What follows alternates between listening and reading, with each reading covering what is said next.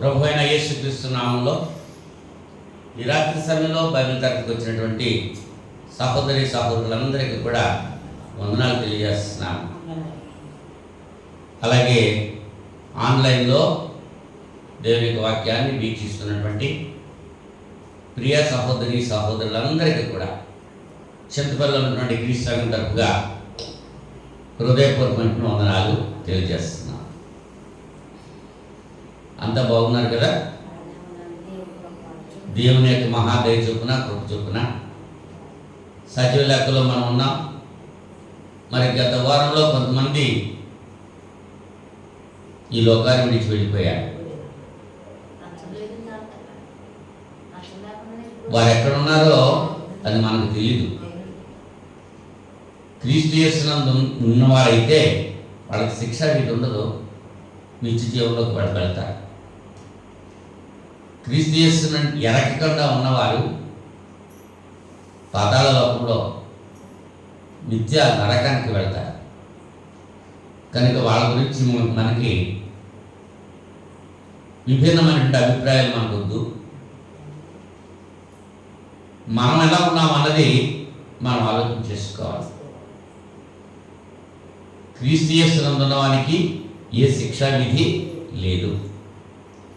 క్రీస్తుని అంగీకరిస్తే మరణంలో నుంచి జీవంలోనికి దాటి ఉంటాం.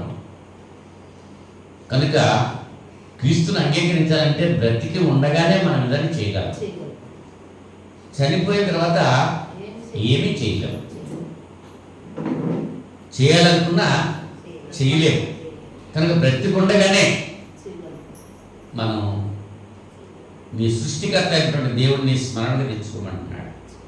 నీ బాల్య జన్మలు ఎందే నీ సృష్టికర్తను స్మరణగా తెచ్చుకో, జ్ఞాపకం తెచ్చుకో అని చెప్తున్నాడు.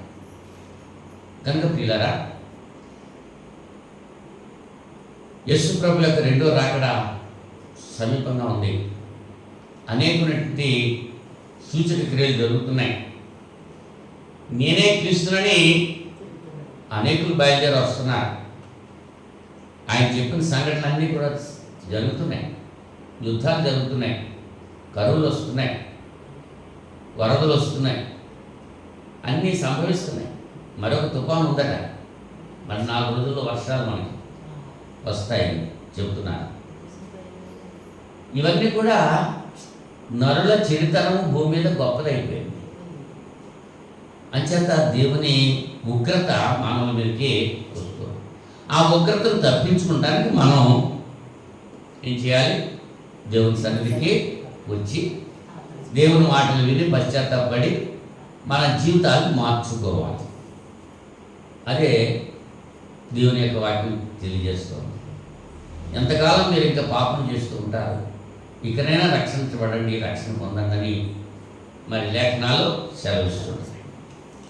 అయితే గత వారంలో మనం ఏం నేర్చుకున్నాం? క్రైస్తవుడైన వాడు ఏ ఏ విషయంలో జాగ్రత్తలు కలిగి ఉండాలి అనేటువంటి విషయాలు 5 విషయాలు తెలియజేశారు. దేవుని వెలుపటిలో జాగ్రత్త కలిగి ఉండాలని, అలాగే ఆ దేవుని మందిరంలో నీ ప్రవర్తన జాగ్రత్తగా ఉంచుకోవాలని, దేవుని మాటలు వినుటలో జాగ్రత్త కలిగి ఉండాలని, ప్రార్థించడంలో కూడా జాగ్రత్త కలిగి ఉండాలని, అబద్ధ ప్రవక్తల గురించి జాగ్రత్త కలిగి ఉండాలని నేర్చుకున్నాం. మరి ఈ దినాన్ని ఇంకా కొన్ని జాగ్రత్తలు మనం తీసుకోవాలి.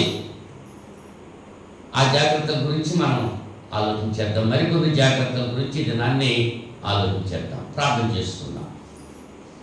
ప్రేమ స్వరూపుడు అయిన మా పరలోకపు తండ్రి, మీ పరిశుద్ధమైన ఘనమైన ఉన్నతమైన శ్రేష్టమైన నామానికి స్తుతులు స్తోత్రాలు సమర్పణ చేస్తున్నాం తండ్రి. గతించిన వారమంతా కూడా మీరు మమ్మల్ని సురక్షితంగా కాచి కాపాడి సజీవులకు ఉంచారు. ఈ రాత్రి సమయంలో ఈ బైబిల్ తరగతిలో నాయన మరి సంఘంలో కూడినటువంటి బిడ్డలను, ఆన్లైన్లో వీక్షిస్తున్నటువంటి బిడ్డలను అందరిని కూడా దీవించి ఆశీర్వదించమని ప్రార్థన చేస్తున్నాం.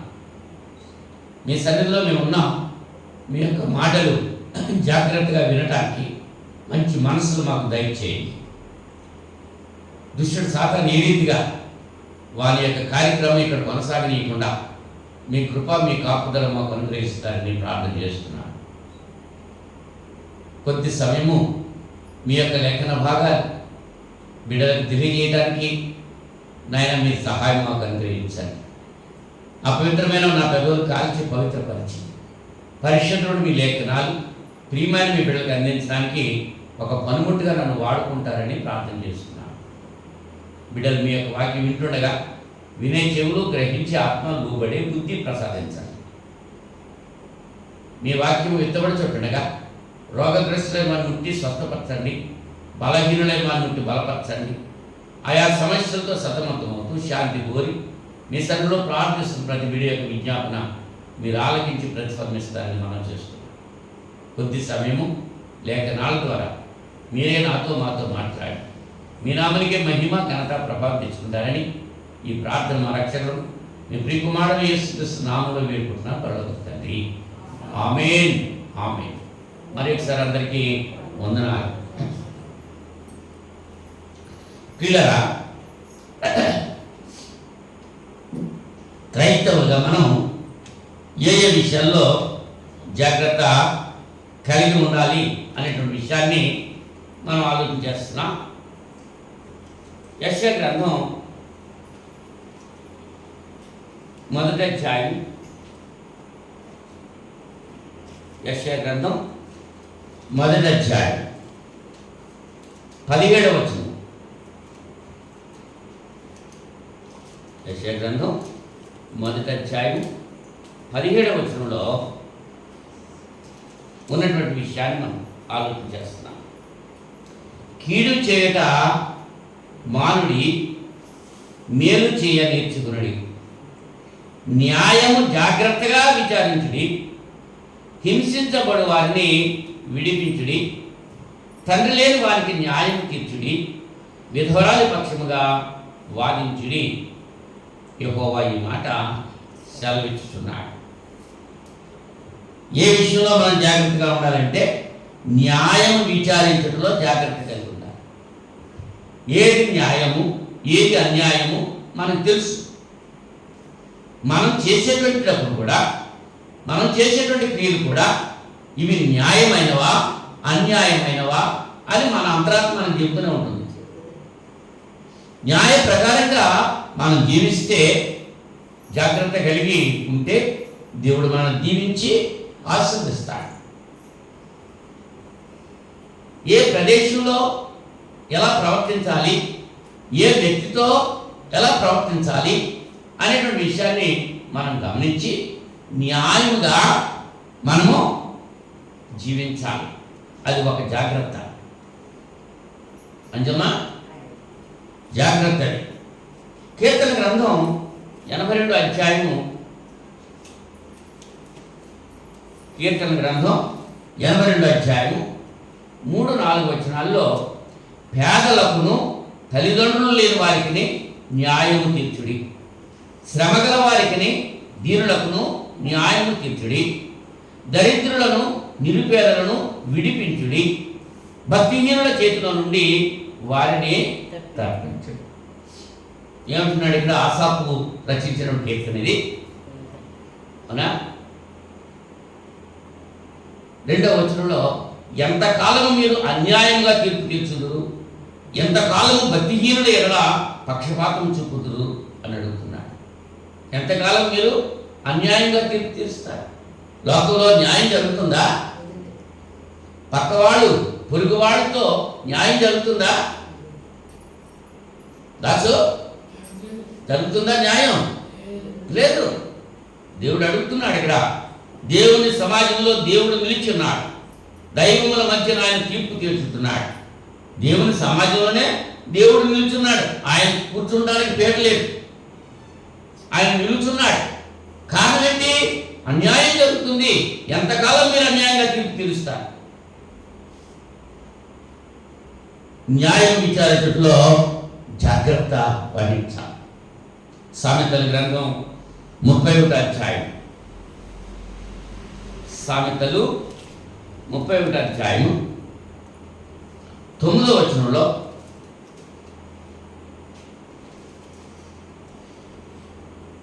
ముప్పై 31వ అధ్యాయం 9వ వచనంలో నీ నోరు తెరచి న్యాయముగా తీర్పు తీర్చుము, దీనులకును శ్రమపడు వారికి దరిద్రులకును న్యాయం జరిగింపుము.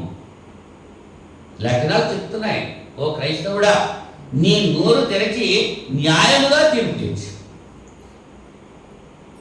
యేసుప్రభువు చెప్పారు, నువ్వు ఎవరికి తీర్పు తీర్చొద్దన్నా. అంటే దేని విషయంలో ఇక్కడేం చెప్తున్నాడు ఈయన? నీ నోరు తెరిచి న్యాయముగా తీర్పు తీర్చు. న్యాయం చెప్తే చెప్పు. మరి న్యాయం చెప్తూ ఉంటే దేనికి తెలిసిపోతున్నారు? ఓ క్రైస్తవుడా, నువ్వు న్యాయం విచారించడంలో జాగ్రత్తగా ఉండాలి. లోకస్తులో అజాగ్రత్తగా ఉంటారు, వాళ్ళ ఇష్టాచారంగా వాళ్ళు తీరుస్తూ ఉంటారు. క్రైస్తవుడిగా నువ్వు న్యాయం విచారించడంలో జాగ్రత్త కలిగి ఉండాలి. యెషయా గ్రంథంలోనే 1వ అధ్యాయము 23వ వచనంలో మరి యొక్క మాట మనం చూస్తున్నాము. యెషయా గ్రంథం 1వ అధ్యాయము 23వ వచనంలో నీ అధికారులు ద్రోహులు, దొంగల సహవాసులు, వారందరూ లంచము కోరుదు, బహుమానముల కొరకు కనిపెట్టుదు, తండ్రి లేని వారి పక్షమున న్యాయము తీర్చరు, విధవరాండ్ర వ్యాజ్యము విచారించారు. కావున ప్రభువును ఇశ్రాయేలు యొక్క బలిష్ఠులకు సైన్యములకు అధిపతి యెహోవా ఇలాగూ అనుకొనుచున్నాడు. ఆహా, నా శత్రువుల గురించి నేను ఇకను ఆయాసపడను, నా విరోధుల మీద నేను పగ తీర్చుకొనును. నీ అధికారులు ఎలా ఉన్నారు? ద్రోహులుగా ఉన్నారు. నేటి దినాల అధికారులు ఎలా ఉన్నారు? దొంగల సహవాసం, వారందరూ లంచము కోరుదురు, బహుమానాల కొరకు కనిపెడతా ఉంటారు. అధికారులు ఎలా ఉన్నారు? నువ్వు కాలు చూస్తే అంటే ఇచ్చేస్తున్నాడా? లంచం ఇస్తేనే తప్ప అధికారుల గురించి అలాగే చెబుతున్నాడు. అలాగే నువ్వు కూడా అలా ఉంటావా? ఉండకూడదు. అదే విషయం. ఇర్మియా గ్రంథంలో 22వ అధ్యాయము, ఇర్మియా గ్రంథం 22వ అధ్యాయం 3వ వచనంలో అంటున్నాడు,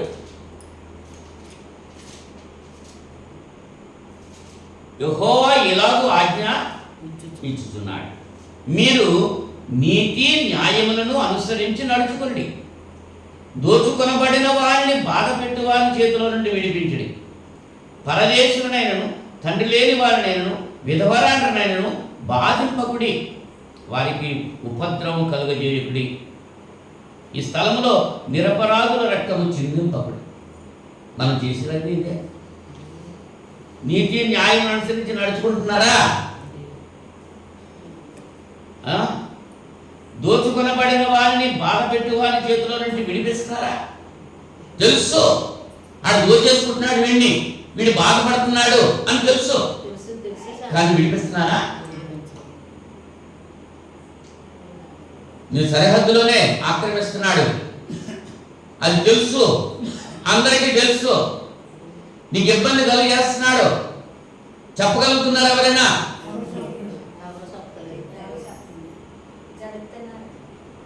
లేఖనం ఏం చెప్తుంది?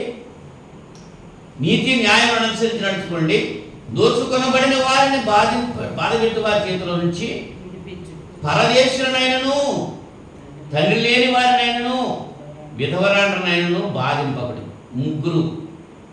మూడు రకాలను. 1 పరదేశులు, 2 తండ్రి లేని వారు, 3 విధవరాండ్రు. వీళ్ళు బాధపెట్టొద్దు అంటున్నాడు దేవుడు. మనం చేసేది అదే. మేము ఈ గ్రామం వచ్చి 40 సంవత్సరాలు పైబడినా ఒకడు అంటున్నాడు, పొరుగుడోడు వచ్చాడు ఇలా చేస్తున్నాడు అంటున్నాడు. పరదేశి 41 సంవత్సరం అయిపోయినా సరే ఇంకా పొరుగుడే. ఎందుకు వచ్చాను? నాకు పని పాట లేకున్నాను. ఇక్కడ నా స్వజనులు విడిచి, నా స్వగ్రామం విడిచి, నా బంధువులు విడిచి ఇక్కడికి ఎందుకు వచ్చాను నేను? ఇక్కడ ఉన్నటువంటి బిడ్డలు, దేవుని ఎరగినటువంటి బిడ్డలు ఉన్నారు, వీరికి దేవుడి సమాచారం అందజేయాలి, దేవుడి గురించి తెలియజేయాలి అని వచ్చున్నాం తప్ప ఇక్కడ ఇంకా పొరుగుడు తిడుతున్నాడు. ఆ ఎదురు కూడా తిట్టాడు. సరే దేవుడే చూసుకుంటాడు లేదని నేను విడిచిపెట్టేశాను. అంటే దేవుడు ఏం చెప్తున్నాడు? పరదేశంనైనను తండ్రి లేని వారినైనను విధవరాలనైనను బాధింపకుడి, వారికి ఉపద్రవం కలుగజేయకుడి. కలుగజేస్తే దేవుడు ఊరుకోడు. అర్థమవుతుందా చింతలు? మీకా గ్రంథం 6వ అధ్యాయం 8వ వచనం. మీకా గ్రంథం 6వ అధ్యాయం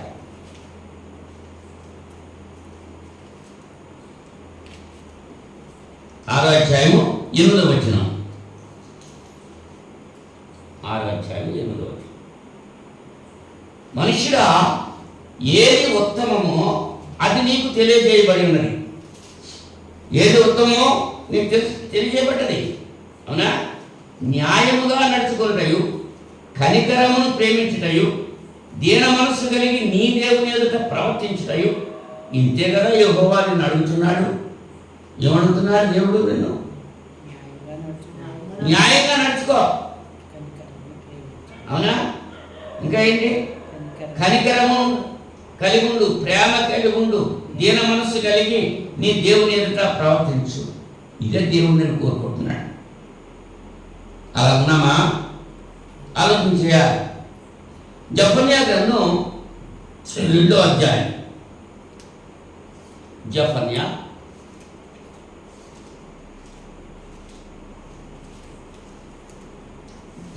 2వ అధ్యాయము 3వ వచనంలో, దేశములో సాత్వికులై ఆయన న్యాయ విధులను అనుసరించు సమస్త దీనులారా యెహోవాను వెదకుడి. మీరు వెదకి వినయము గలవారై నీతిని అనుసరించిన ఎడల ఒకవేళ ఆయన ఉగ్రత దినమున మీరు దాచబడుతున్నారు. దేవుని యొక్క ఉగ్రత దినం రాబోతుందంజమ్మా. నువ్వు దాచబడాలంటే ఏం చేయాలి తెలుసా? దేవుని యొక్క ఉగ్రత దినాన్ని దాచబడాలంటే ఏం చేయాలి?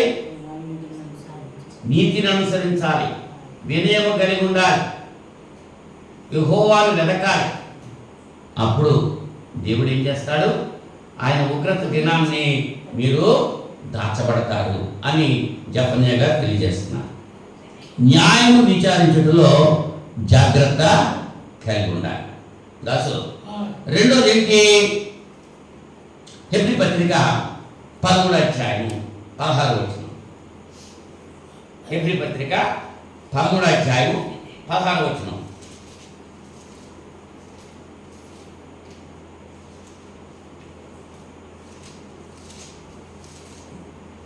13వ అధ్యాయం 16వ వచనం. ఉపకారమును ధర్మమును చేయ మరచిపోకుడి. అంటే యాగములు దేవునికి ఇష్టమైనవి. ఏం చేయాలంటే ధర్మకార్యం చేయనప్పుడు జాగ్రత్త ఉండాలి. ధర్మం చేసేటప్పుడు జాగ్రత్త ఉండాలి. లోకస్తుల వల్లే మనం ఉండకూడదు. క్రైస్తవులు కనుక, క్రీస్తును వెంబడిస్తున్నాం కనుక, క్రీస్తుకు లోబడి మనం జీవిస్తున్నాం కనుక మనం ఎలా ఉండాలి? ధర్మం చేసేటప్పుడు జాగ్రత్తగా ఉండాలి. అదే యేసు ప్రభు వారు చెప్పారు. మత్తయి సువార్త 6వ అధ్యాయంలో యేసు ప్రభు వారు ఈ ధర్మం గురించి చెప్పినటువంటి మాట మనం ఆలోచన చేస్తే 6వ అధ్యాయం మత్తయి సువార్త 2వ వచనంలో, కావున నీవు ధర్మం చేయనప్పుడు మనుష్యుల వలన ఘనత నొందవలనని వేషధారులు సమాజ మందిరముల్లోనూ వీధులలోనూ చేయులాగున నీ ముందర బూర బోధింపవద్దు, వారు తమ ఫలము పొంది ఉన్నారు అని నిశ్చయంగా మీతో చెప్పొచ్చు. నీవైతే ధర్మము చేయనప్పుడు నీ ధర్మము రహస్యముగా ఉన్న నిమిత్తం నీ కుడి చెయ్యి చేయనది నీ ఎడమ చేతికి తెలియక ఉండవలను. అట్లయితే రహస్యమందు చూసి నీ తండ్రి నీకు ప్రతిఫలించు. ధర్మం చేయని విషయంలో జాగ్రత్త కలిగి ఉండాలట. ఎలా ఉండాలి? ధర్మం చేసేటప్పుడు బోరేసుకుని నేను ఇలా చేస్తున్నాను అలా చేస్తున్నాను అని చెప్పి చేయకూడదు. నీ కుడి చేయి చేసేది ఎడం చేతికి తెలియకూడదు. మరి వాళ్ళు ధర్మం చేసేటప్పుడు ఏం చేస్తున్నారు? మైకులు పెట్టేస్తున్నారు, ఫ్లెక్సీలు ఇచ్చేస్తున్నారు, రకరకాల అందరికీ తెలిసేలాగా. దేవుని వాక్యం ఏం చెప్తుంది? యేసుప్రభు ఏం చెప్తున్నాడు? నువ్వు ధర్మం చేసేటప్పుడు మనుషుల వల్ల ఘనత పొందాలనుకోకుండా వేషధారులు సమాజ మందిరంలో వీధుల్లో చేయలాగిన నీ ముందర బూర వద్దు. ఎలా చేయాలో చెప్తున్నాడు, ఎలా చేయకూడదో చెప్తున్నాడు. అంటే ధర్మం చేసేటప్పుడు నువ్వు జాగ్రత్త కలిగి ఉండాలి. నీకు ఆ గ్రంథం నా చూసుకున్నాను కదా, మరొకసారి చెప్తున్నాను. మీకా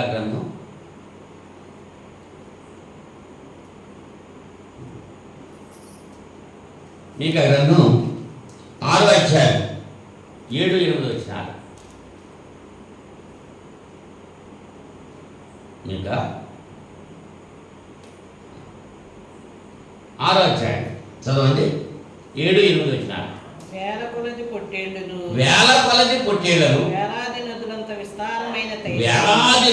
విస్తారమైన తైలము ఆయనకు సంతోషం కలుగజేయడు. నా అతిక్రమమునకై నా జ్యేష్ఠపుత్రుని నేను, నువ్వు జ్యేష్ఠపుత్రుని ఇచ్చిన ఆయనకి సంతోషం కాదు. నా పాప పరిహారముకై నా గర్భఫలాన్ని ఇచ్చేసిన ఆయన సంతోషించడు. మరి ఏం కావాలి? మనుషుడా, ఏది ఉత్తమమో అది నీకు తెలియజేయబడ్డది. న్యాయంగా నడుచుకుని, ఒకటి న్యాయంగా నడుచుకుంటాం, కనికరమును, 2 కనికరము కలిగి ఉంటాం, కనికరమును ప్రేమించుటయు, 3 ప్రేమ కలిగి ఉంటాం, 4 దీన మనసు కలిగి ఉంటాం, దేవుని ఎదుట ప్రవర్తించుటయు. ఈ 4 ఉండాలి దేవుని కోరుకున్నది. పాట మాత్రం పాడతాం, వేలాది నదులంతా విస్తార తైలము నీకు ఇచ్చినా చాలని పాడతాం. ఆయన సరిపోద్దా? అది కావాలా? ఆయనకి కావాల్సిందేంటి? అదే. తర్వాత రోమపత్రిక 12వ అధ్యాయము, రోమపత్రిక 12వ అధ్యాయం 13వ వచనంలో పరిశుద్ధుల అవసరములలో పాల్గొందుచు శ్రద్ధగా ఆతిథ్యము ఇచ్చుచుండుడి. అది దేవుని బిడ్డలు జాగ్రత్త కలిగి ఉండటంలో, ధర్మం చేయడంలో జాగ్రత్త. ఎవరికొరకు? పరిశుద్ధుల అవసరములో పాల్పొందుచు. పరిశుద్ధులు ఎవరు? వాళ్ళ అవసరంలో మనం పాల్పొందాలి. ఎవరు పరిశుద్ధులు?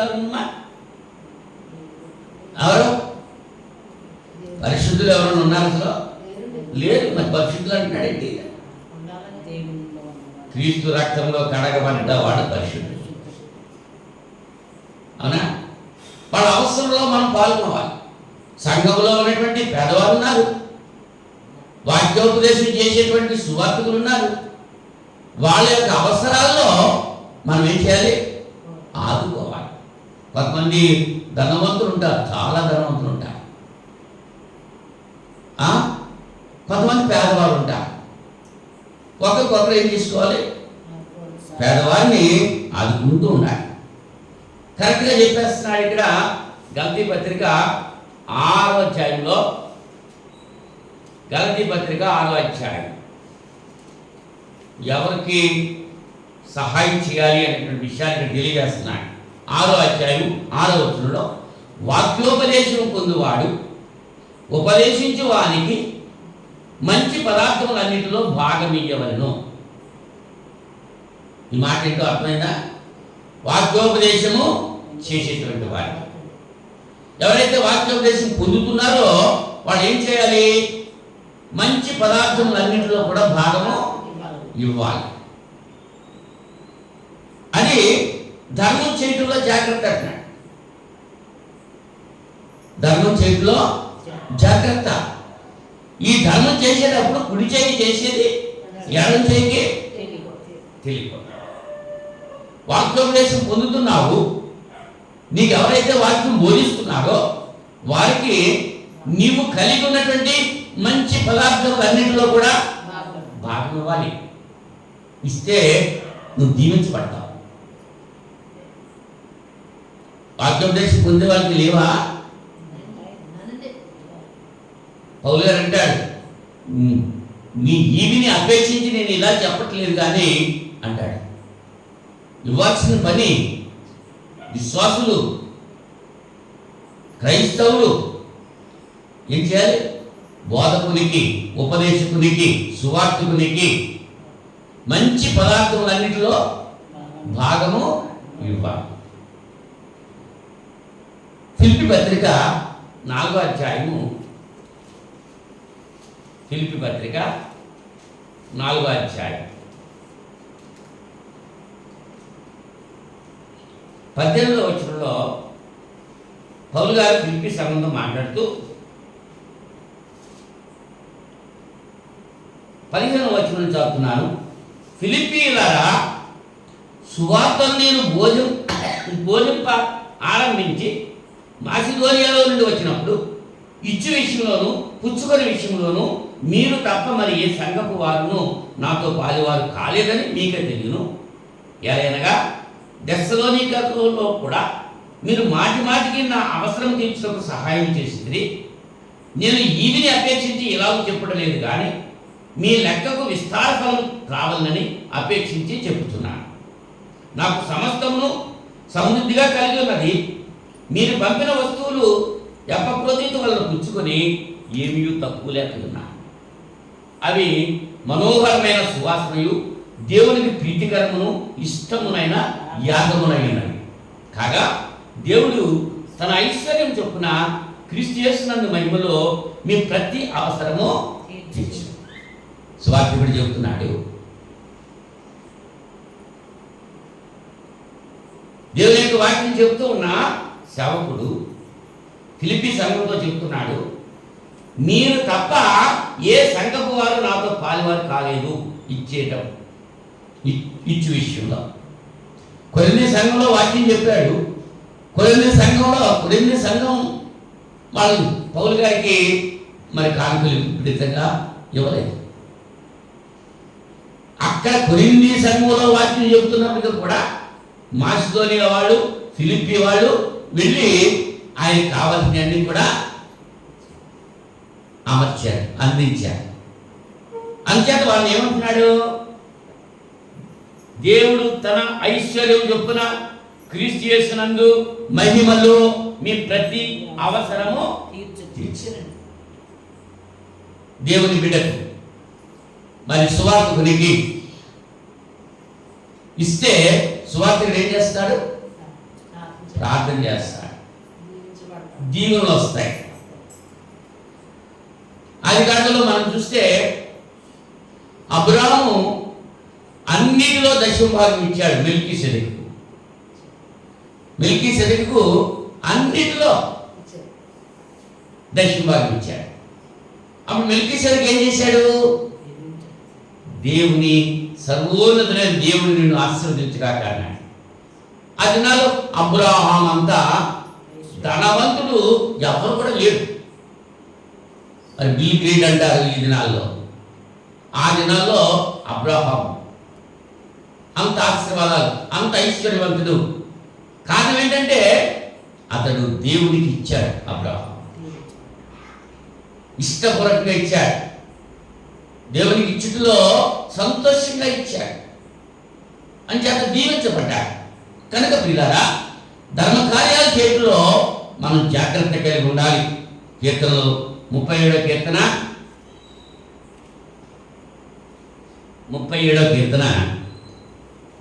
3వ వచనంలో యెహోవా యందు నమ్మిక ఉంచి మేలు చేయము, దేశమందు నివసించి సత్యమును అనుసరించము. దేన్ని అనుసరించాలి? అసత్యానికి వెళ్ళకూడదు. సత్యం ఎక్కడైతే ఉందో అక్కడే ఉండాలి. నీ వాక్యమే సత్యము. వాక్యమే సత్యం అంటే యోహాను సువార్తలో ఆ వాక్యమే శరీరధారి మన మధ్య నివసించింది. ఇందుకే వాక్యం ఎవరు? యేసు ప్రభువే వాక్యం. యోహాను సువార్త అంతా చెవులు ఆదియందు వాక్యం ఉండును, వాక్యము దేవుని యొద్ద ఉండను, వాక్యమే దేవుడు అయ్యిండను. 14వ వచనంలోకి వచ్చినప్పటికీ ఆ వాక్యమే కృపా సత్య సంపూర్ణుడిగా శరీరధారి అయి మన మధ్య నివాసించింది. సత్యంలో ఉండాలి. దేవుని కుమారుడైన క్రీస్తును వెంబడించాలి. 3వ యోహాను పత్రిక, యోహాను 3వ పత్రిక 11వ వచనంలో 11వ వచనం, ప్రియుడా, చెడు కార్యమును కాక చెడు కార్యమునకు కాక మంచి కార్యమును అనుసరించి నడుచుకొను. మేలు చేయువాడు దేవుని సంబంధి, కీడు చేయవాడు దేవుని చూచినవాడు కాడు. మేలు చేసేవాడు ఎవరు? దేవుని సంబంధం మేలు చేస్తాడు. కీడు చేసేవాడు దేవుని సంబంధి కాడు. ధర్మం చేసేటప్పుడు జాగ్రత్తగా ఉండాలి అని తెలియజేస్తున్నాడు. ఒకటి, న్యాయం విచారించడంలో జాగ్రత్త కలిగి ఉండాలి. దాసు 5 మళ్ళీ చెప్పాలి నాకు. ఒకటేంటి? న్యాయం విచారించడంలో జాగ్రత్త కలిగి ఉండాలి. రెండోది, ధర్మకార్యం చేయడంలో జాగ్రత్తగా ఉండాలి. ధర్మం చేసేటప్పుడు జాగ్రత్తగా ఉండాలి. ఎవరికి ధర్మం చేయాలి, ఎవరికి చేయకూడదు. అపాత్ర దానం చేయకూడదు. అర్హుడు కలిగిన అర్హత కలిగిన వాడికే దానం చేయాలి. అర్హత లేని వాడికి దానం చేస్తే మనం చేసిన దానం వ్యర్థమైపోతుంది, దేవుని దగ్గరికి వెళ్ళదు. వాక్యోపదేశం పొందేవాడు, వాక్యోపదేశం చేసేవాడికి మంచి పదార్థాలన్నింటిలో భాగమివ్వాలి. ఇవాళ ఏం జరుగుతుందంటే వాక్యోపదేశం పొందేవాడికి ఏమి ఇవ్వట్లా, బయట వచ్చి కబుర్లు చెప్పిన వాళ్ళకి ఇచ్చేస్తున్నా. అపాత్రదానం అయిపోతుంది. అర్థం చేసుకుంటారని లేఖనాలు మీకు తెలియజేస్తున్నా. మూడవదిగా మనం చూస్తే పరిసయ్యుల వేషధారణను బట్టి జాగ్రత్త కలిగి ఉండాలి. లూకా సువార్త 12వ అధ్యాయం యేసు ప్రభువు చెప్తున్నారు. మొదటి వచనంలో, లూకా సువార్త 12వ అధ్యాయం మొదటి వచనంలో, అంతలో ఒకరినొకడు త్రొక్కుకున్నట్లు వేల కొలది జనులు కూడినప్పుడు ఆయన తన శిష్యులతో మొదట ఇట్లని చెప్పసాగాను. ఏమని? పరిసయ్యుల వేషధారణ అను పులిసిన పిండిని గురించి జాగ్రత్త పడు. జాగ్రత్త పడడం ఉంది ఇక్కడ. దేని విషయంలో? పరిసయ్యుల పులిసిన పిండిని గురించి జాగ్రత్త పడండి. పులిసిన పిండి వరకు వస్తుందా? పులిసిన పిండి ఏం చేస్తాడు తెలుసా? శరీరానికి నొప్పులు కలగేస్తాడు. పులుపు తింటే, అవునా, వాతం చేసేస్తాడు శరీరాన్ని. పులిపిండి ఉండకూడదు. మరి ఆ తినే పిండి గురించి కాదు చెప్పడం. పేతురు 2వ పత్రిక 2వ అధ్యాయము, పేతురు 2వ పత్రిక 2వ అధ్యాయం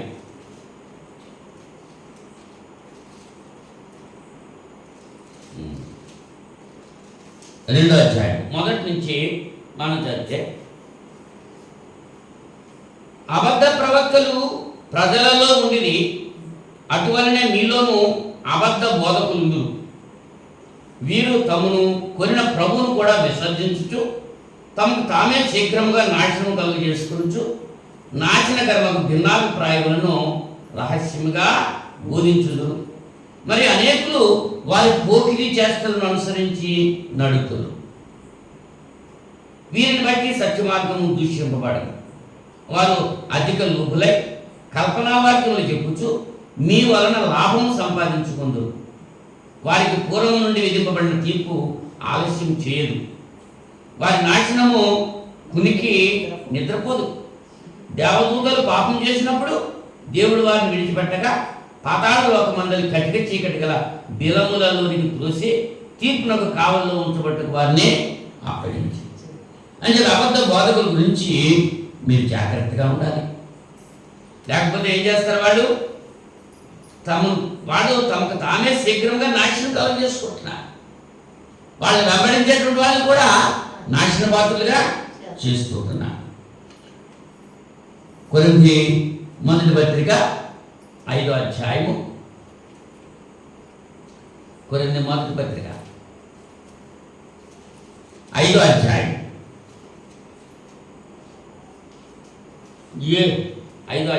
7వ వచనం చదివితే, మీరు పులిపిండి లేనివారు కనుక క్రొత్త ముద్ద ఒకటై ఆ పాతదైన పులిపిండిని తీసి పారవేయుడి. అంతేకాక క్రీస్తు అను మన పస్కా పశువు వధింపబడిను కనుక పాతదైన పులిపిండితోనైనను దుర్మార్గతయు దుష్టత్వమును అను పులిపిండితోనైనను కాకుండా నిష్కాపట్యమును సత్యము అను పులియను రొట్టెతో పండుగ ఆచరిద్దాము. పస్కా పండుగ గురించి చెప్తున్నాడు. పులియని రొట్టెల పండుగ పస్కా పండుగ. పులియని రొట్టెల పండుగ. పులిసిన రొట్టెలు కాదు. పులిసింది ఏది ఉండడానికి వీల్లేదు. పులిసింది అంటే దేనికి సాదృశ్యం అన్నమాట? పాతదైన పులిపిండి. ఆ పులిపిండి కొంచెమైనా ముద్దంతని పులి చేస్తారు. ప్రసంగం అంటాడు, బుక్కవాని తైలంలో చచ్చిన ఈగలు పడితే ఆ తైలం అంతా పాడైపోతుంది. పులిపిండి పాతది, ప్రాచీన స్వభావం, అది విడిచిపెట్టాలి. దేవుళ్ళు రాకముందు నీ స్వభావం ఎలా ఉందో అదే దేవుళ్ళకి వచ్చిన తర్వాత కొనసాగించకూడదు, దాన్ని విడిచిపెట్టేయాలి. వ్యభిచారంలో పట్టబడ్డ స్త్రీని యేసుప్రభు ఏమన్నాడు? అమ్మా, ఇకను పాపము చేయము. ఇవాళ మన వాళ్ళు చాలామంది ఏం చేస్తున్నారంటే, అవసరం వచ్చినప్పుడు దేవుడి దగ్గరికి వస్తున్నారు, అవసరం తీరిన తర్వాత దేవుడు అక్కర్లేదు. దేని కొరకు ప్రయాసపడుతున్నారు? అవసరాల కొరకే, ఆత్మల కొరకు కాదు, ఆత్మరక్షణ కొరకు కాదు. అనేక రకాలే ఉన్నారు. అవునా? ఉదాహరణకి మరి ఇతర దేశాల్లో నుంచి నాకు వర్తమానాలు పంపిస్తూ ఉంటారు. మాకు అది అవసరంగా ఉందండి, ఇది అవసరంగా ఉందండి, దాని గురించి ప్రార్థన చేయండి, దీని గురించి ప్రార్థన చేయండి అని అనేకులు చెప్తూ ఉంటారు. ప్రార్థన చేస్తున్నాం, అందరూ చేస్తున్నారు. కానీ ఆ అవసరం తీరిపోయిన తర్వాత గ్రామంలోకి వచ్చి కూడా దేవుని సన్నిధికి రాని వాళ్ళు ఉన్నారు కొంతమంది. అవసరం తీరిపోయింది కదా, మేము రావాలి, మేము ప్రయాణం గురించి ప్రార్థన చేయండి అన్న వాళ్ళే వచ్చేసారు. కానీ మేము వచ్చామండి,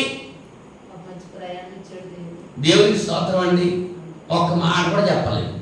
అలాంటి వాళ్ళు కొంతమంది ఉన్నారు.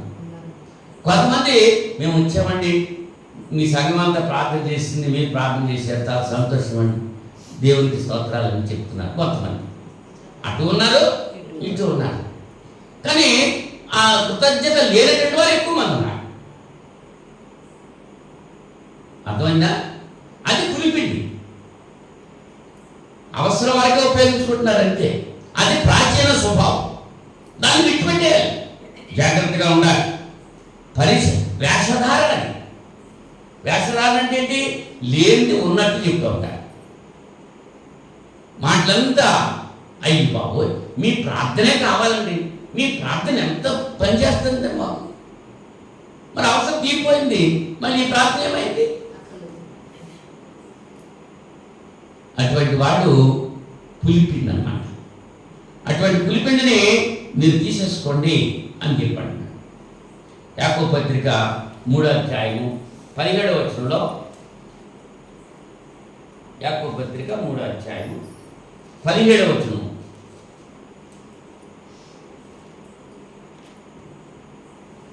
పదహారవ వచనం చూస్తే, మత్సరమును వివాదమును ఎక్కడ ఉండును అక్కడ అల్లరియు ప్రతి నీచ కార్యమును. అయితే పైనుండి వచ్చే జ్ఞానము మొట్టమొదట పవిత్రమైనది, తరువాత సమాధానకరమైనది, మృదువైనది, సులభముగా లోబడినది, కనికరముతోనూ మంచి ఫలములతోనూ నిండుకున్నది, పక్షపాతమైన వేషధారణను లేనిది అయినది. వేషధారణ ఉండకూడదు. పైకి భక్తి గలవారండి, దాని శక్తిని ఆశ్రయించినట్టు వాడు. యేసుప్రభు ఒకసారి ఆ మార్గాన్ని వెళుతూ ఉండగా ఆ త్రోవ ప్రక్కని ఒక అంజూరపు చెట్టు ఉంది. అంజూరపు చెట్టు లక్షణం ఏంటంటే,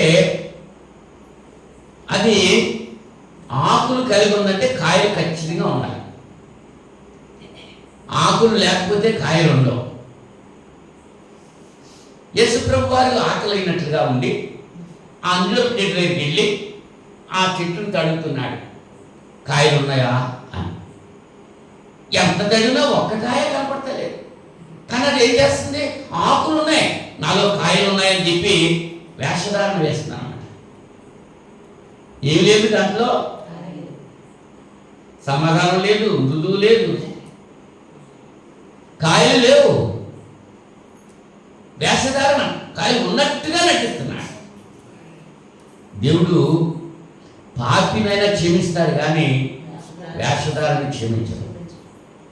అయ్యో వేషధారులైన శాస్త్రులారా, పరిసయ్యులారా అని చెప్పి గద్దించాడు ఆయన.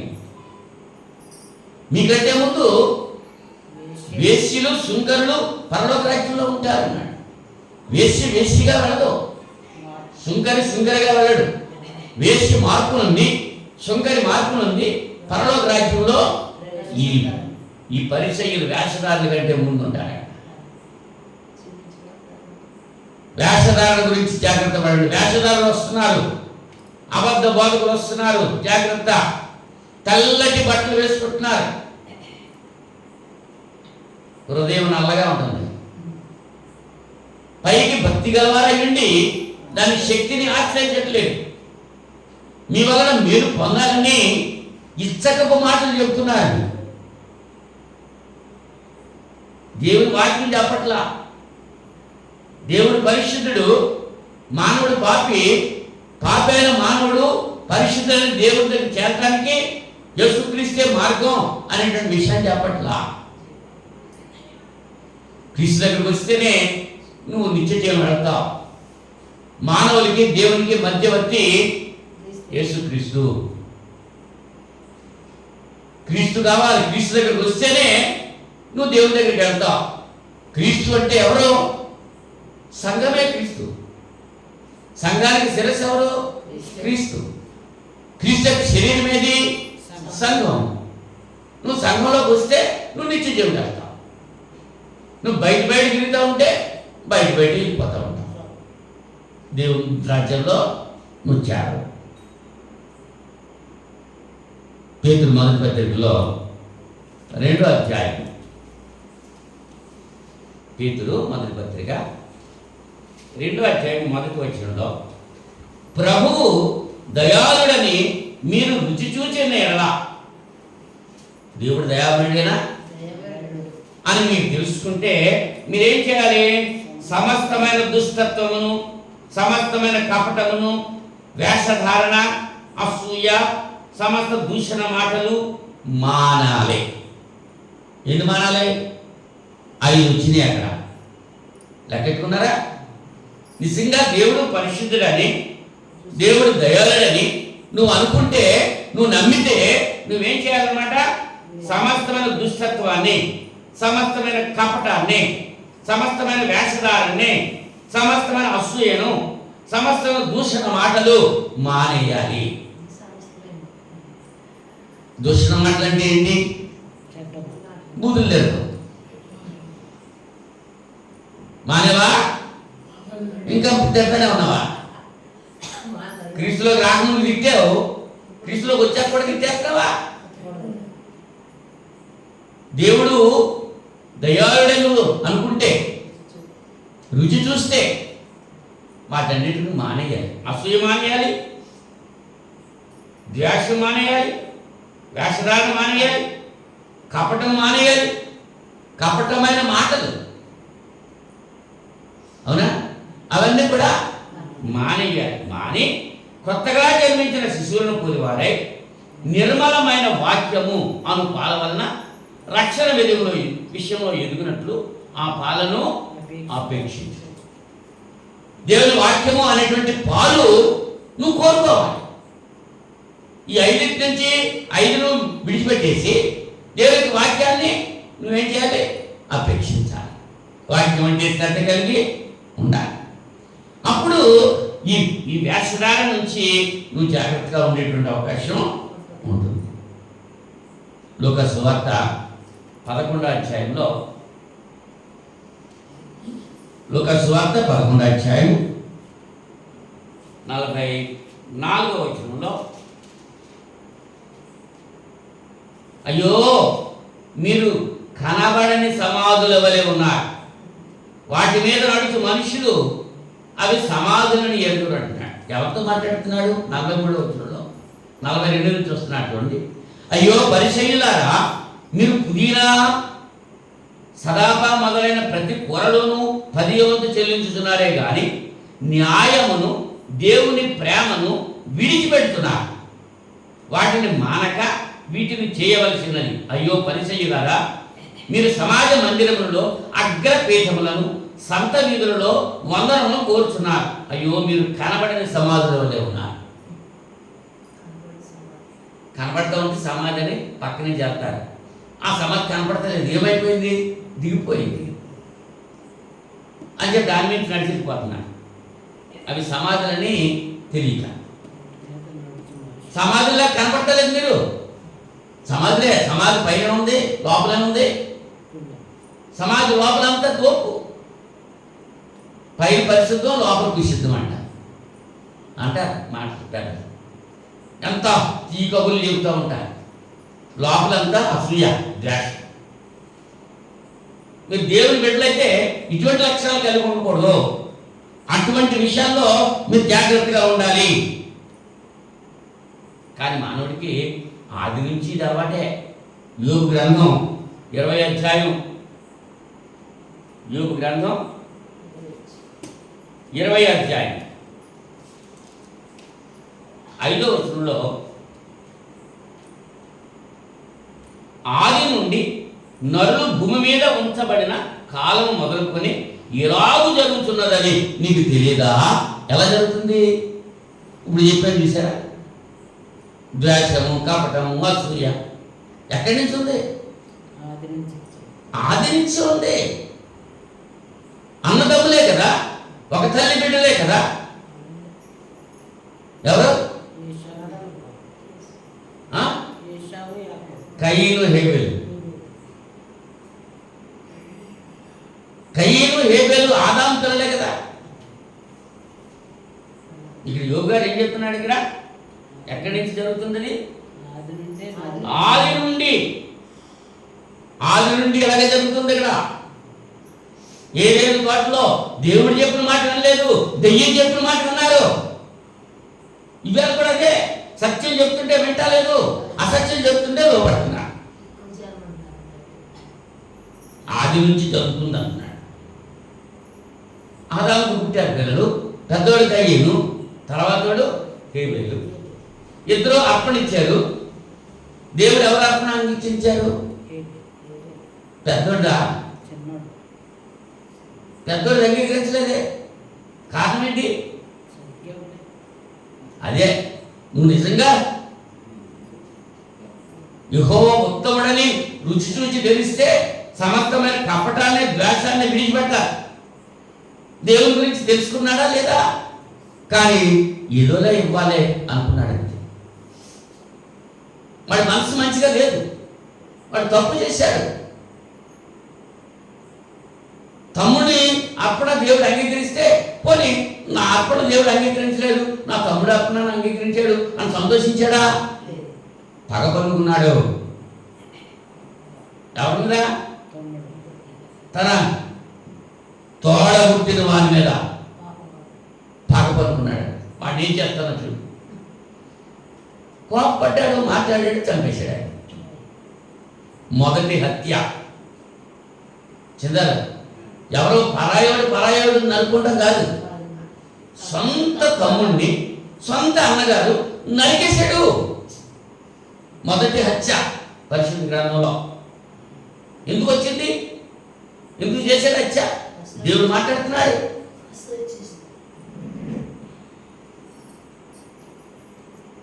నువ్వు మంచి చేస్తే విసుక్కోవాల్సిన పని ఉందా? మన జీవితాలు ఎట్లా ఉన్నాయి? యోగు గారు అంటున్నాడు ఆది నుంచి ఇలాగే ఉన్నాయి, మరి మార్చుకోవాలి. ఇప్పుడు అప్పటి నుంచే ఉన్నాం, మా తాతల నాటి నుంచి ఇలాగే ఉన్నాం అంటే సరిపోద్దా? ఇప్పుడు మారు మనసు పొందాలి.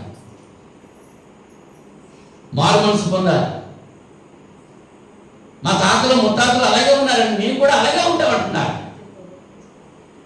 వాళ్ళంతా వాళ్ళంతా నిత్య నాశనానికి వెళ్ళిపోతున్నారు, అగ్నికి అంతలో పడిపోతున్నారు. నువ్వు కూడా పడతావు వెళ్ళి.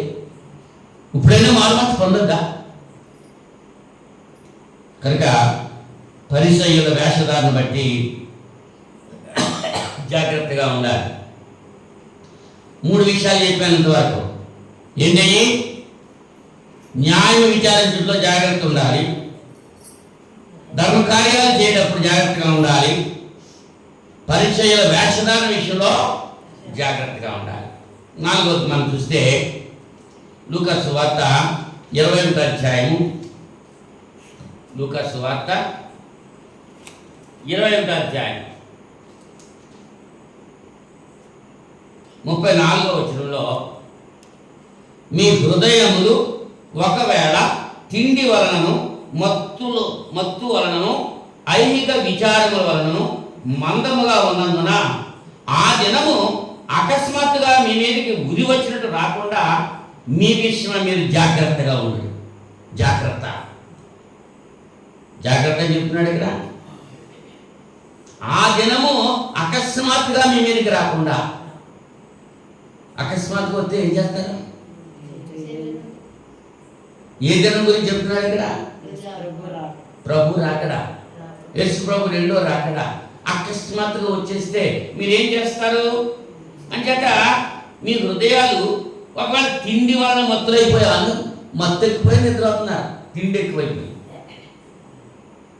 తిండి లేనప్పుడు నిద్ర వస్తుంది, ఆకలి అయితే. అవునా? మీ హృదయాలు అలా ఉన్నాయన్నమాట. మత్తు వలన, ఐహిక విచారముల వలన. ఐహిక విచారణ అంటే ఇహలోక సంబంధం, ఏం తినాలి, ఏం త్రాగాలి, ఏం ధరించాలి, ఇహలోక సంబంధమైనటువంటి విచారణ. అయితే అవి ఉండకూడదు. ఐహిక విషయాల్లో, ఈ లోక విషయాల్లో జాగ్రత్త కలిగి ఉండాలి. ఈ లోకంతో పొత్తు దేవునితో విరోధం. అవునా? మనం నిత్యజీవం వెళ్ళాలంటే ఈ లోకంతో పొత్తు పెట్టుకుంటే నిత్యజీవము వెళ్ళలేము. ఎవడో అన్నాడక, కుక్క తోక పట్టుకుని గోదావరి ఇదేనంట. గోదావరి కుక్క ఎలా ఈకుండా వెళ్ళిపోద్ది, దాన్ని తోకట్టుకుంటే దాని బరువు అది మోసుకుంటే వెళ్తుంది. వీడి బరువు కూడా ఎక్కడ మోస్తుంది అది? అవునా? జాగ్రత్తగా ఉండాలి. యెషయా గ్రంథం 28వ అధ్యాయము, యెషయా గ్రంథం 28వ అధ్యాయం 7వ వచనంలో,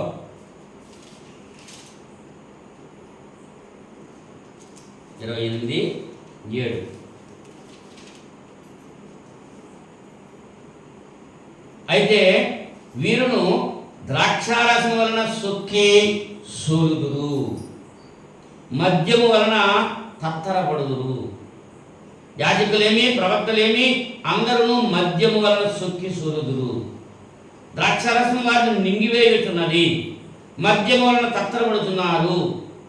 దర్శనం కలిగినప్పుడు సోలుదురు, తీర్పు తీర్చు కాలమున తత్తరపడుదురు.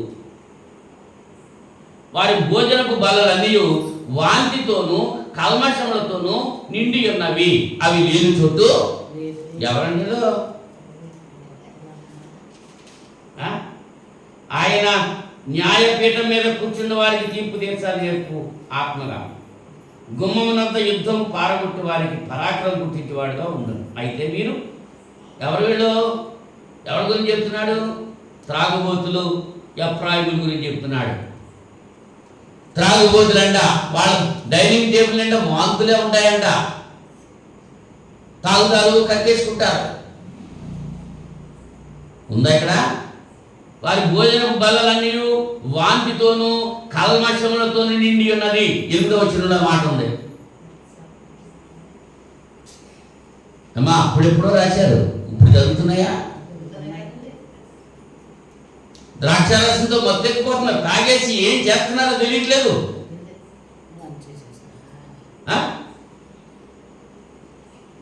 అటువంటి విషయాలు మీరు లేకుండా మీరు జాగ్రత్తగా ఉండాలి. హోషేయ గ్రంథం, హోషేయ 4వ అధ్యాయం 11వ వచనం.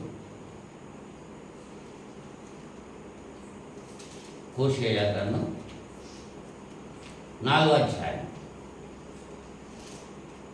11వ వచనంలో వ్యభిచార క్రియలు చేయుట చేతను ద్రాక్షారసము పానము చేయుట చేతను మద్యపానము చేతను వారు మతి చెడిది. వీళ్ళు మతి ఏమైపోతుంది? ఎందువల్ల? వ్యభిచార క్రియలు చేయడం వల్ల. తర్వాత ఏంటి? ద్రాక్షారసం పానము చేయట చేత మద్యపానము చేత వారు మతి చెడిరి. నా జనులు తాము పెట్టుకున్న కర్ర యొద్ద విచారణ చేయుదురు, తమ చేతి కర్ర వారికి సంగతి తెలియజేయును. వ్యభిచార మనస్సు వారిని త్రోవ తప్పింపగా వారు తమ దేవుని విసర్జించి వ్యభిచరింతురు. వ్యభిచారం చేయకూడదని ఆజ్ఞ ఉందా? వ్యభిచరించవద్దు. కానీ ఏం చేస్తున్నారు వీళ్ళు? తాగొద్దు. కానీ ఏం చేస్తున్నారు? అంతిన యోబు గారు ఏమన్నాడంటే ఆది నుంచి ఇలాగే జరుగుతుంది, అప్పుడు అలాగే జరిగింది, ఇప్పుడు ఇలాగే జరిగింది. మద్యముతో మత్తులైపోతున్నాడు. అవునా? మత్తయి సువార్త 13వ అధ్యాయము 22వ వచనంలో యేసు ప్రభువు చెప్పినటువంటి ఉపమానంలో కొన్ని విత్తనాలు ముళ్ళ పొదలలో పడ్డ విత్తనాలు. లూకా సువార్త మత్తయి సువార్త 13వ అధ్యాయం 22వ వచనం. 13వ అధ్యాయము 22వ వచనం. ముండ్ల పొదలలో విత్తబడిన వాడు వాక్యము వినువాడే గాని ఐహిక విచారమును ధన మోసమును ఆ వాక్యమును అణచివేయను గనుక వాడు నిష్ఫలుడవును. వాడు వింటున్నారు కానీ దేవుని వాక్యం మనసులో ఉండట్లేదు.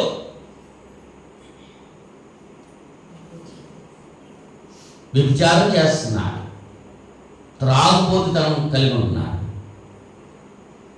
అలాగే మీరు ఉండొద్దు, జాగ్రత్తగా ఉండండి అని హెచ్చరిక చేస్తున్నారు. అలా ఉన్న వాళ్ళు చూస్తున్నాం, వాళ్ళ జీవితాలు నాశనమైపోతున్నాయి. అవునా? వ్యభిచారం ఏం చేస్తుంది అంజమ్మా? వ్యక్తిని నాశనం చేస్తుంది. ఇదివరకు వీధి నాటకాలు వేసేవారు, చింతామణి డ్రామా అమ్మా చింతామణి ఒక నీతిని తెలియజేసేటువంటి ఏంటి? వ్యభిచారంగా ఉండదు. చింతామణి మరి సుబ్బిశెట్టిని ఎలాగా నాశనం చేసేసింది. వాడు అంటాడు అత్తవారు ఇచ్చిన అంటిమామిడి తోట అని ఇచ్చిన అన్ని లిస్ట్ చెప్పేస్తా ఉంటాడు. చివరికి ఏం చేసిందండి?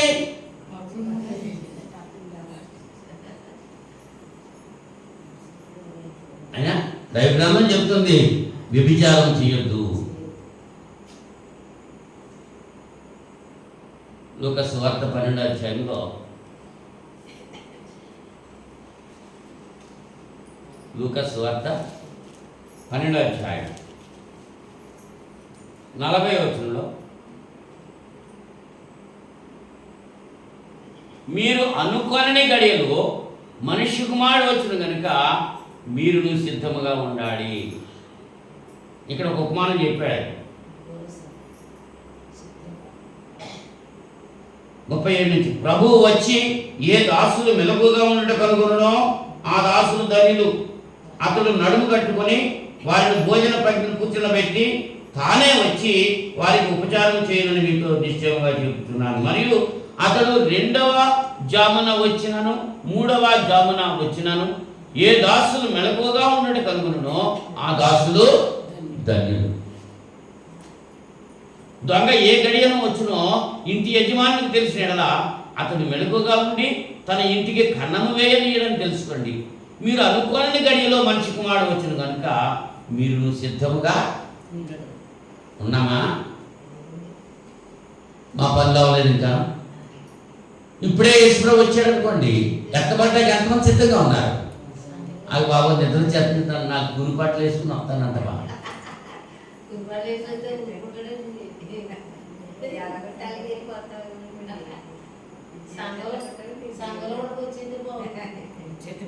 వచ్చేది బాగుండు. అవునా? కనుక జాగ్రత్తగా ఉండాలి.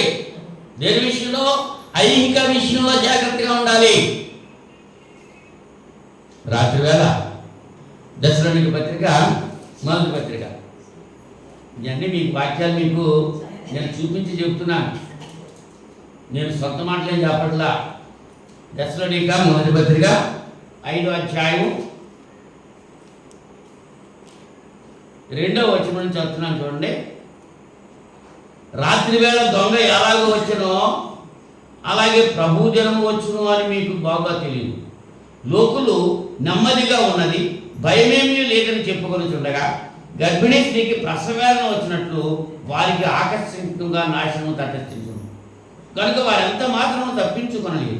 సహోదరులారా, ఆ దినము దొంగ వల్లే మీ మీదకి వచ్చినప్పుడు మీరు చీకటిలో ఉన్నవారు కారు.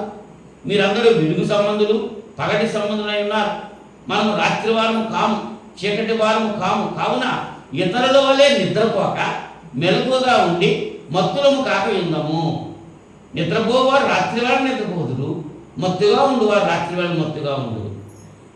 మనం పగటి వారమై ఉన్నాము కనుక మత్తులమై ఉండగా విశ్వాస, ప్రేమ అను కవచాన్ని, రక్షణ, నిరీక్షణ అను శిరస్త్రాణాన్ని ధరించుకుందాము. ఎందుకనగా మన ప్రభువైన యేసుక్రీస్తు ద్వారా రక్షణ పొందుటకే దేవుడు మనల్ని నియమించిన కానీ ఉగ్రత పాలకుటకు నియమించలేదు. రక్షణ పొందడానికి దేవుడు మనల్ని ఏర్పాటు చేశాడు. రక్షణ ఇచ్చే సంఘంలో చేర్చాడు. మనం ఎలా ఉండాలి? సంఘంలో ఎలా ఉండాలమ్మా? వెలుగు సంబంధాలు కాబట్టి మరి ఎలాగ మత్తుగా ఉండకూడదు. విశ్వాసం కలిగి ఉండాలి, ప్రేమ కలిగి ఉండాలి, రక్షణ, నిరీక్షణ అనేటువంటి శిరస్త్రాణాలు కలిగి ఉండాలి. శిరస్త్రాణం అంటే నెత్తి మీద ఎత్తుకుంది రక్షణ. అవునా? అంచేత ఏ విషయంలో? ఐహిక విషయాల్లో జాగ్రత్త కలిగి ఉండాలి. యెషయా గ్రంథం 28వ అధ్యాయము, యెషయా గ్రంథం 28వ అధ్యాయం మొదటి 3 వచనాల్లో త్రాగుబోతులకు ఎఫ్రాయిమీయులు అతిశయ కిరీటమునకు శ్రమ, వాడిపోవుచున్న పుష్పము వంటి వారి సుందర భూషణమునకు శ్రమ, ద్రాక్షారసం వల్ల కూలిపోయిన వారి ఫలవంతమైన లోయ తల మీద ఉన్న కిరీటమునకు శ్రమ. ఆలకించుడి, బల పరాక్రములు గలవాడు ఒకడు ప్రభువుకు ఉన్నాడు. ప్రచండమైన వడగండును, ప్రచండమైన జలముల ప్రవాహమును, ప్రచండమైన వరదయు కొట్టివేయునట్లు ఆయన తన బలము చేత పడద్రోయువాడు. త్రాగుబోతులకు ఎఫ్రాయిమీయుల అతిశయ కిరీటము కాళ్లతో త్రొక్కబడును. ఫలవంతమైన లోయ తల మీద ఉన్న వాడిపోవు పుష్పము వంటి దాని సుందర భూషణం. వసంతకాలం రాకమునకు పండిన మొదటి అంజూరపు పండు వలె అగును. దాని కనుగొని వాడు దాన్ని చూడగానే అది వారి చేతిలో పడిన వెంటనే అది మిరింగివేయబడును. అంజూరు పట్టు పండింది, ఆ చేతిలో పడితే ఏం చేస్తాడు? పండిపోయింది, ఇంకా ఇంటికి తీసుకెళ్ళడానికి అవకాశం లేదు. ఏం చేస్తాడంటే ఎవరి గురించి చెప్తున్నాడు? ఎఫ్రాయిమీయుల గురించి చెప్తున్నాడు. త్రాగుబోతులు, ద్రాక్షరసంలో కూలిపోయిన వారు, వాళ్ళ కుటుంబాలు కూలిపోయి, వాళ్ళ ఆరోగ్యాలు కూలిపోయి, వాళ్ళ ప్రాణాలు కోల్పోయారు ద్రాక్షరసం తాగుడు వల్ల. తాగొద్దురా బాబు అని చెప్తున్నారు డాక్టర్ గారు. ఎందుకు అని చెప్పి జాగ్రత్తగా ఉండాలి అమ్మా. త్రాగుడు వల్ల వచ్చే నష్టాలు చాలా ఉన్నాయి లేఖనంలో.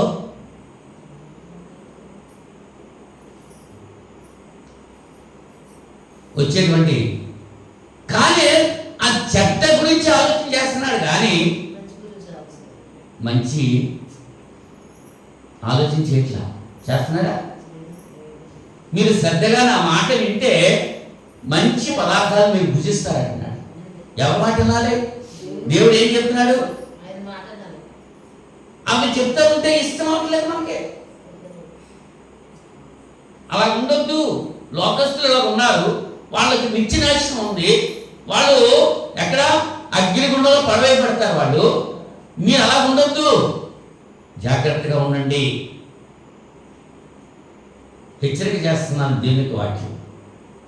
ఇలాంటి సమయంలో త్రాగుబోతులు ఉన్నారా, వ్యభిచారులు ఉన్నారా, వాటిని విడిచిపెట్టాలి. దేవుని రాజ్యంలో వాళ్ళు వారసులు కాదు అనేటువంటి విషయాన్ని మనం గుర్తించాలి. ఆఖరిగా మనుషుల గురించి జాగ్రత్త పడాలి. యోహాను సువార్త 4వ అధ్యాయం.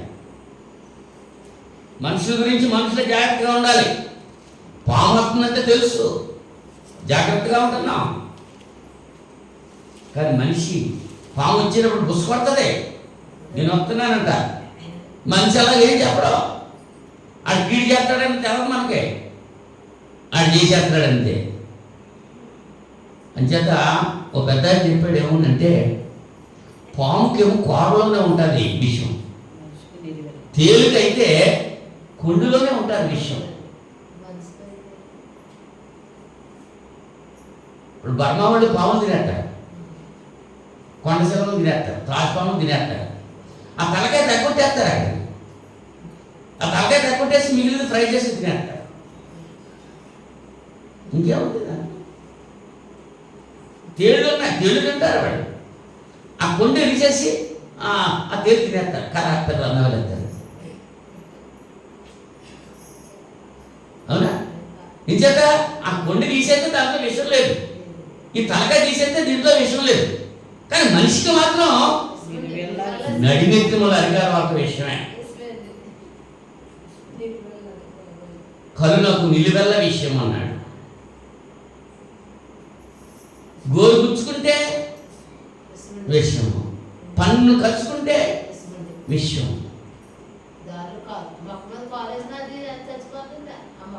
విషయం విషయం మన చెయ్యంతా విషయమే కదా. శుద్ధం ఉందా? ఆవకాయ పచ్చడి పడతారు కదా, అందులో ఏమ్మా చెయ్యటి తీస్తారా? చెయ్యటి తీస్తే ఏమవుద్ది? మరి ఏమి పెడితే బాగుంటుంది? ఓ రూపాయి ఎత్తి స్టీల్ గ్యారెట్ కొనుక్కుని దాంతో తీసుకుని, అంటే మనం చెయ్యి విలువ ఆ స్పూన్ విలువ లేదు. నరుడు విషపూరితుడు. ఇటువంటి నరుడిని రక్షించడానికి దేవుడు తన కుమారుడైన క్రీస్తుని లోకానికి పంపించాడు. 4వ అధ్యాయము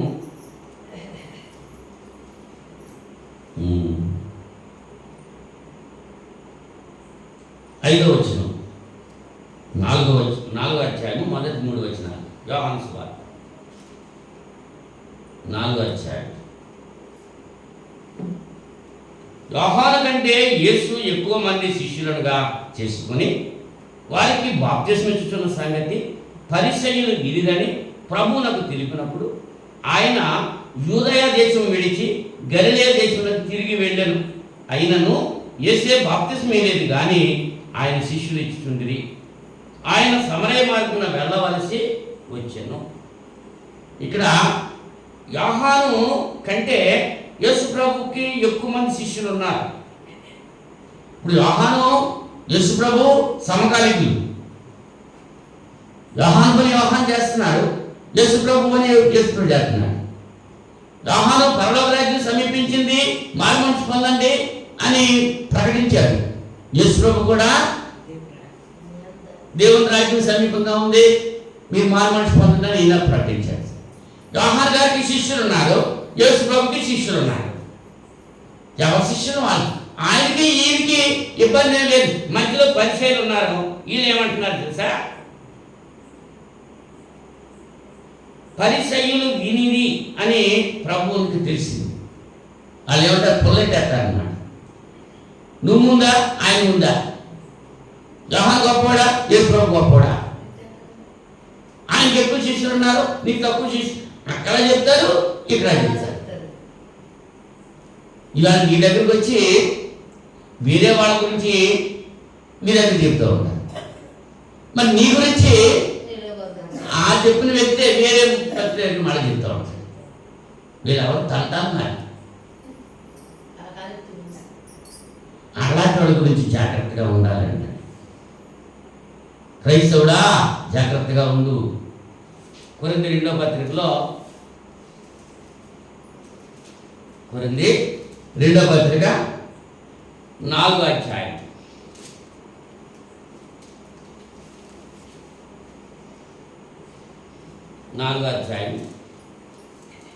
5వ వచనంలో 4వ అధ్యాయం 5వ వచనం, అంధకారములో నుండి వెలుగు ప్రకాశించునుగా కానీ పలికిన దేవుడే తన మహిమను కూర్చిన జ్ఞానము యేసుక్రీస్తునందు వెల్లడిపరచుటకు మా హృదయంలో ప్రకాశించిన కనుక మేము మమ్మను గురించి ప్రకటించుకునటం లేదు, కానీ క్రీస్తు యేసును గురించి ఆయన ప్రభువనియు మమ్మను గురించి యేసు నిమిత్తము మేము మీ పరిచారకులమనియు ప్రకటించుతున్నాం. పౌలు గారు కొరింథీ సంఘంతో మాట్లాడుతూ మేము ఆ కార్యం చేశాం, ఈ కార్యం చేశాం, మా గురించి మేమేం చెప్పుకోవట్లేదు. మేము ఎవరి గురించి ప్రకటిస్తున్నాం? మేము మమ్మను గురించి ప్రకటించుకునటం లేదు. ఈవేళ ఏం చేస్తున్నారండి?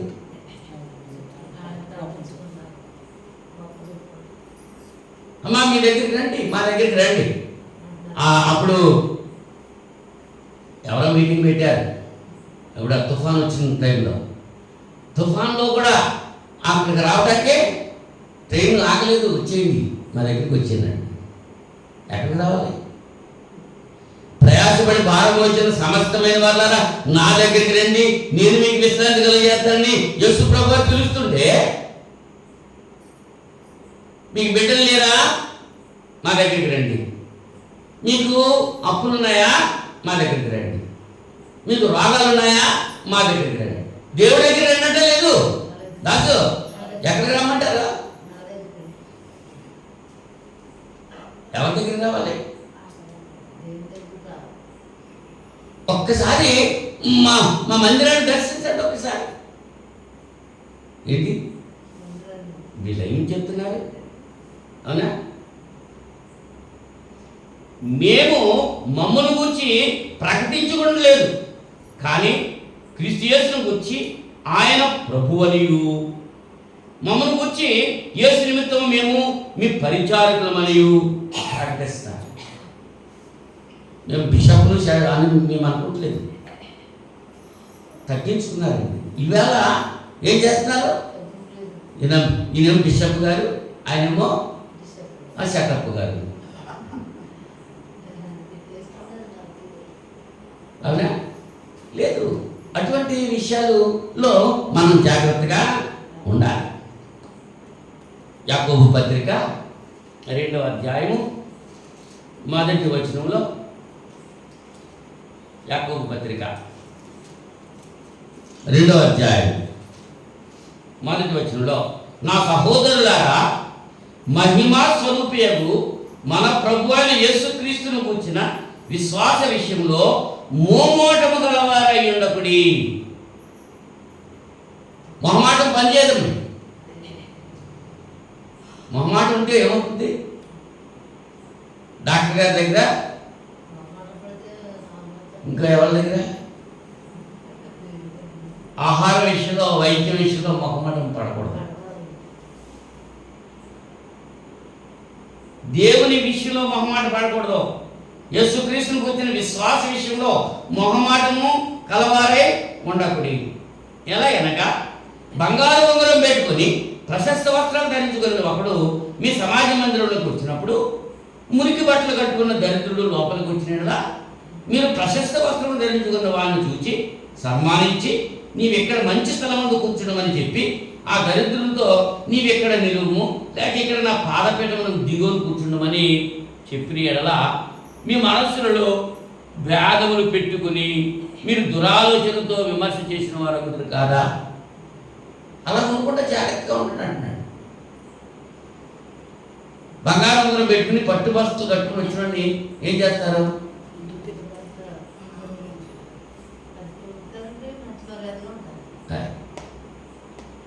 ఒకసారి ఒకసారి భీమారాన్ని బట్టల గుట్లోకి ఒక పెళ్ళి ఇంటి వారు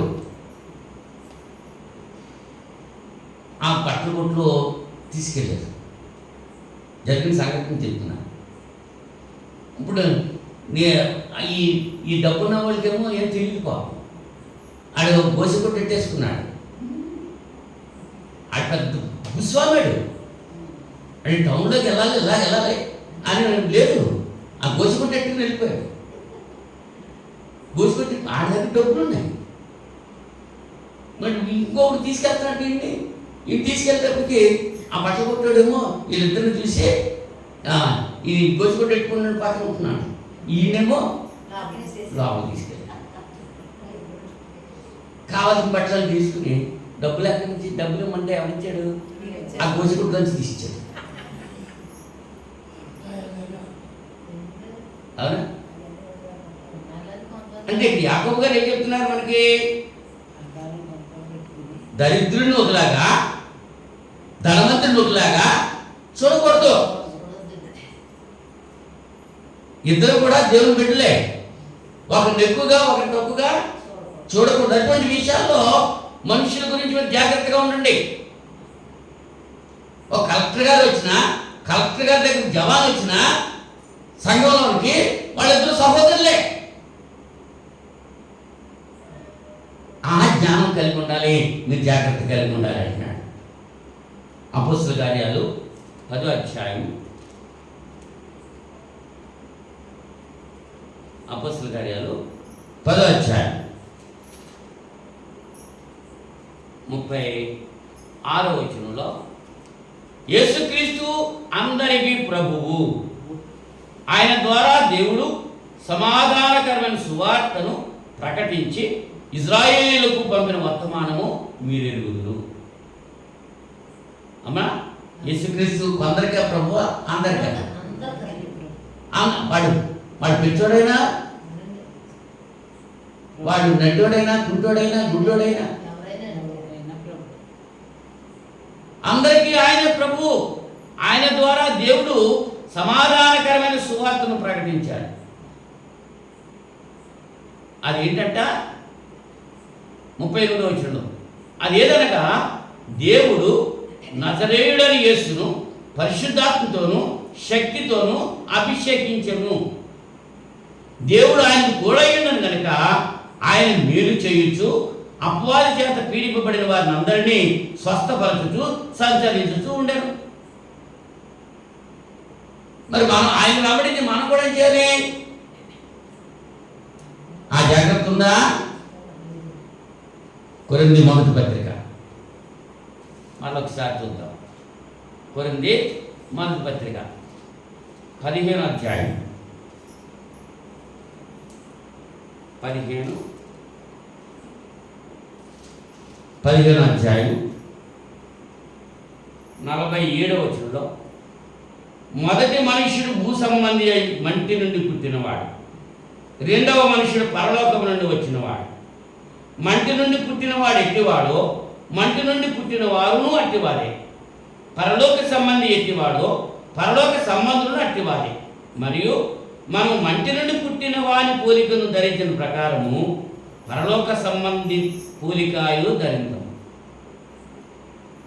సహోదరులారా, నేను చెప్పినది ఏమనగా, రక్త మాంసములు దేవుని రాజ్యమును స్వతంత్రించుకొన నేరవు, క్షయత అక్షయతను స్వతంత్రించుకొనదు.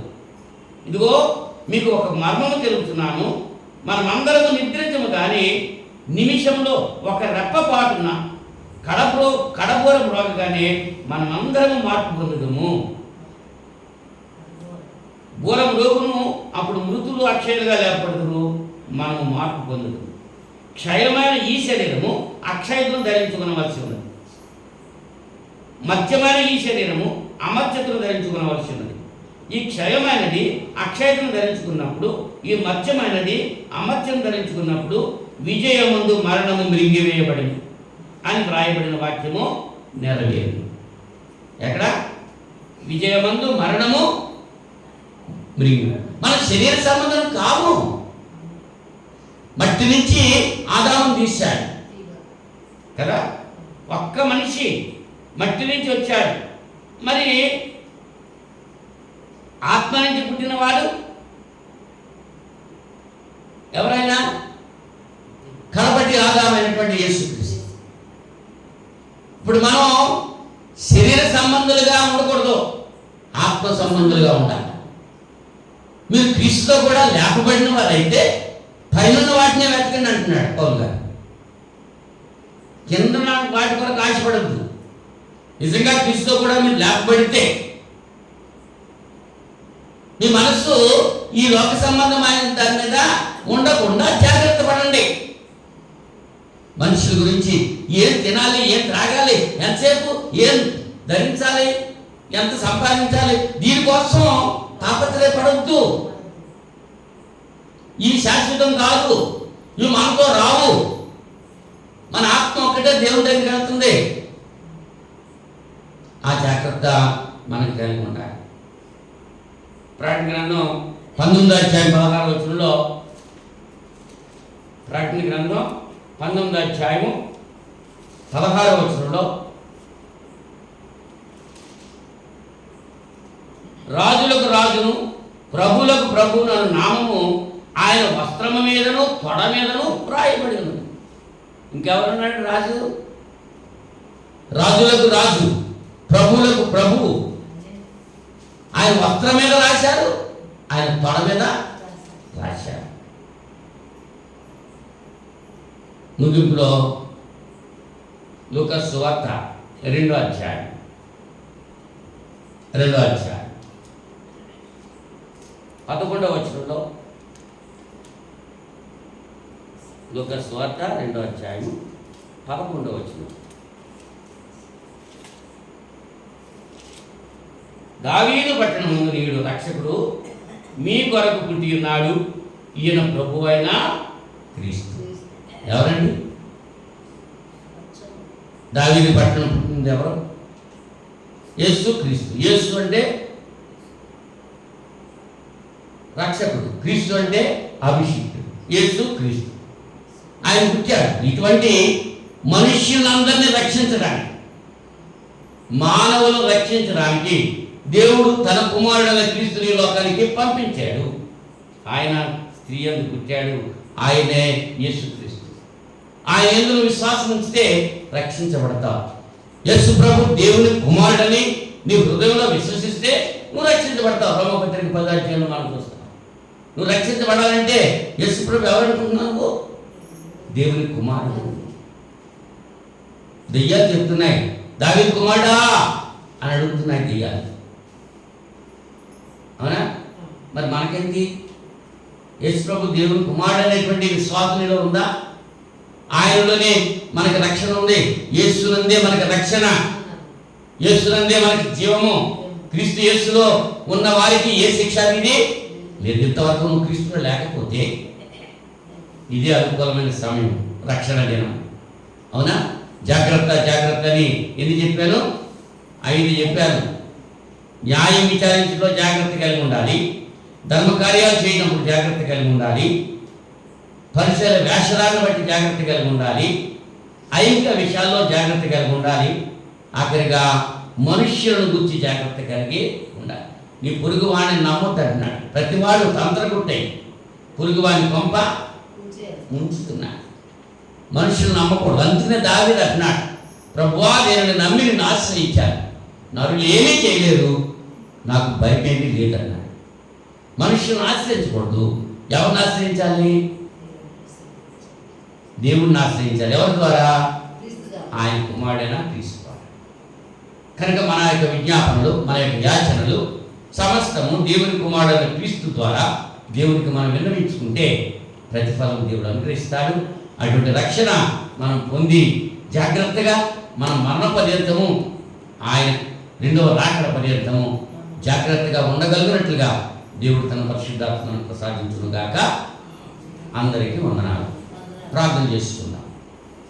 మహోన్నతుడా, పరిశుద్ధుడా, జీవాధిపతి, సృష్టికర్త, మీ స్తోత్రాలు.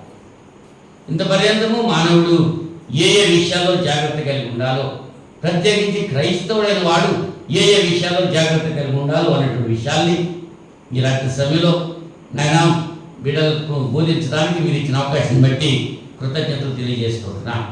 చెప్పబడినటువంటి వాక్యము బిడ్డల హృదయాల్లో బదిలిపరుచుకొని ఆ రీతిగా జీవిస్తూ మరణ పర్యంతం నమ్మకంగా ఉండడానికి మీరు కృప చూపండి. శోధకుడు దుష్టుడు అనేక రీతిలుగా మీ నుంచి మమ్మల్ని దూరపరచాలని వాడి యొక్క పన్నాగాలు పలుతూ ఉండగా సమస్త దుష్ట పన్నాగాల నుంచి మమ్మల్ని తప్పించి మీ కుమారుడైన క్రీస్తు రక్తంలో మమ్మల్ని కడిగి పవిత్రపరిచారు. మీకు స్తోత్రాలు. పరిశుద్ధులుగా మేము ఉండడానికి మీ కృప మీ కాపుదలు మాకు అనుగ్రహించండి. మరణ పర్యంతము మేము నమ్మకంగా ఉండడానికి దాన్ని మీరు ఇచ్చేటువంటి నిత్యజీవం పొందడానికి మీరు కృప చూపుతారని ప్రార్థన చేసుకుంటున్నాను. విన్న ప్రతి బిడ్డను దీవించండి, ఆశీర్వదించండి. నాయన గతించిన శుక్రవారం ఇంత పర్యంతము మీ మహాదయ చొప్పున కృప చొప్పున మమ్మల్ని కనికరించి సహాయం చేశారు. అలాగే రానున్నటువంటి వాటిలో కూడా ఇంతకంటే అధికమైన మేళతో మమ్మల్ని నింపారు చేసి ఆరోగ్యాలతో ఉంచి నాయన మరి యొక్క శుక్రవారం మీ సన్నిధిలో చేరి ప్రియమైన మీ బిడ్డలతో కలిసి మీ వాక్యం ధ్యానించి మీ సన్నిధిలో ప్రార్థించడం కృప చూపుతారని ఈ ప్రార్థన మా రక్షకులను మీ ప్రియకుమారుడు యేసుక్రీస్తు నామములో వేడుకుంటున్నాను తండ్రి. ఆమేన్. అందరికీ వందనాలు.